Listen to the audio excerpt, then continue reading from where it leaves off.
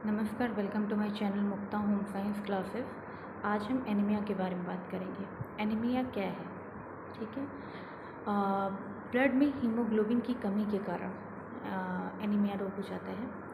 इसमें क्या होता है? चक्कर आना, जी घबराना, सांस फूलना, हाथ पैरों में सुई जैसा चुभना, ये सब लक्षण दिखाई देते हैं। ठीक है। और आलस्य आना, ये सब क्या है? लक्षण है। ये किन उम्र के लोगों में होता है अधिकतर? वैसे तो हीमोग्लोबिन सबसे बड़ी समस्या है आज के टाइम में। इसमें क्या है? हीमोग्लोबिन ये छोटे बच्चे 1 से 5 वर्ष के बच्चों में सबसे अधिक देखने को मिलता है। क्यों देखने को मिलता है? एक हुक कृमि होता है, एक कीड़ा, जो बच्चे मिट्टी के थ्रू वो कीड़े हैं वो अंदर चले जाते हैं और इनका काम क्या होता है? ये बाधा उत्पन्न करते हैं अवशोषण में। जैसे आयरन लिया भी गया है तो वो बाधा उत्पन्न करेंगे जिससे कि आयरन अवशोषित ना हो पाए और ब्लड में अवशोषित ना हो और सेल तक ना पहुंच पाए, जिससे हीमोग्लोबिन की मात्रा बढ़े। ठीक है। तो ये कहीं ना कहीं बाधा उत्पन्न करते हैं। ये भी एक मुख्य कारण भी हो सकता है हुक कृमि का, कि इससे भी लौह तत्व क्षय होते हैं क्योंकि आरबीसी को खा जाता है हुक कृमि। ठीक है। उसके बाद दूसरा भी हो सकता है, जैसे आहार की अपर्याप्तता। ठीक है। आहार की अपर्याप्त मात्रा में आहार ले रहे हैं या आयरन उचित मात्रा में नहीं ले रहे हैं तो भी कहीं ना कहीं आयरन की क्षति होने लगती है। साथ में आयरन के साथ साथ विटामिन सी नहीं ले रहे हैं तो भी अवशोषण नहीं हो पाता है, क्योंकि आयरन के साथ साथ विटामिन सी होना आवश्यक है। ठीक है। और भी कई से कारण हो सकते हैं। मातृ कुपोषण, तो अभी तो मैंने बच्चों का बताया कि 1 से 5 वर्ष के बच्चों में हुक कृमि होता है, इसके कारण एनीमिया की शिकायत होती है। उसके बाद स्त्रियों में आगे जैसे मासिक धर्म लड़कियों में होना, तो उसकी वजह से भी एनीमिया हो सकता है और प्रसव की स्थिति में भी एनीमिया हो सकता है। ठीक है। उसके बाद कौन सा एनीमिया होता है ना, ये भी चीज़ें हैं कि कई उनकी कैटेगरी है एनीमिया की। जैसे पर्निशियस एनीमिया विटामिन B12 की कमी से होता है, जिसे साइनोकोबालामिन बोलते हैं। हाँ, इसमें कोबाल्ट पाया जाता है, साइनोकोबालामिन यानी विटामिन B12। ठीक है। ये बी कॉम्प्लेक्स का एक रूप है, एक समूह में से एक है B12। तो इसकी कमी से कौन सा रोग होता है? Pernicious anaemia.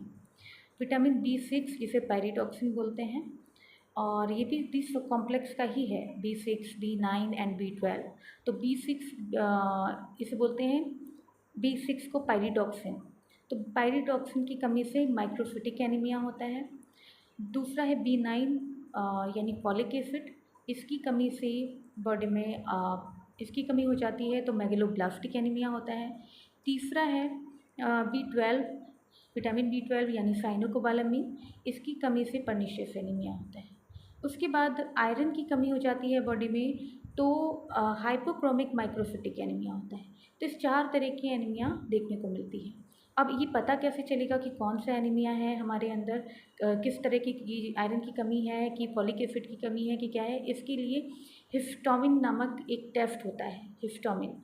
इसको ये जब टेस्ट कराते हैं, इस जांच कराते हैं तो उससे पता चलता है कि हमारे अंदर किसकी कमी है। विटामिन्स की कमी है B6, 9 या 12, या फिर मिनरल की कमी है आयरन की। तो ये पता चलता है और कौन सा एनीमिया है। ठीक है। और सबकी मात्रा निर्धारित की गई है, RDA की सबकी अलग अलग है। WHO के अनुसार 6 महीने से लेकर 6 वर्ष के बच्चों में 11 ग्राम से अधिक होना चाहिए, यानी मिनिमम जो रखा गया है 11 ग्राम हीमोग्लोबिन की मात्रा। गर्भवती स्त्री के लिए भी 11 ग्राम होना चाहिए, इससे नीचे है तो एनीमिया से ग्रसित है। पुरुषों में देखा जाए तो उनमें 13 ग्राम से कम है तो एनीमिया से पीड़ित हैं। स्त्रियों में 12 ग्राम से कम है तो एनीमिया से ग्रसित हैं। ठीक है। तो ये WHO के अकॉर्डिंग है। तो इनकी मात्रा निर्धारित हो गई, इनकी कैटेगरी क्लियर हो गई, किन लोगों में ये अधिकतर होता है, बच्चों में किन कारण से हुक कृमि, उसके अलावा महिलाओं में प्रसव की स्थिति में और मासिक धर्म की स्थिति में। ठीक है। ये चीज़ें क्लियर हो गई। और उसके अलावा हम एनीमिया के और भी चीज़ें हैं जिन पे लोगों का ध्यान नहीं जाता है, कि विटामिन सी भी साथ में लेना चाहिए। आयरन की गोलियां देते हैं तो उसके साथ में कुछ % विटामिन सी होता है, या अलग से विटामिन सी की गोलियां देते हैं। और यदि घर पे भी फूड ले रहे हैं, आहार ले रहे हैं, तो हमें आयरन, जैसे साग सब्जी खा रहे हैं तो उसके साथ साथ कहीं ना कहीं विटामिन सी वाली चीज़ें, नींबू वगैरह या इस तरह की चीज़ें ले सकते हैं, या खट्टे रसीले फल ले सकते हैं। तो कहीं ना कहीं ये आप पूर्ति करता है आयरन की पूर्ति करता है और एनीमिया से बचाव करता है। Thank you.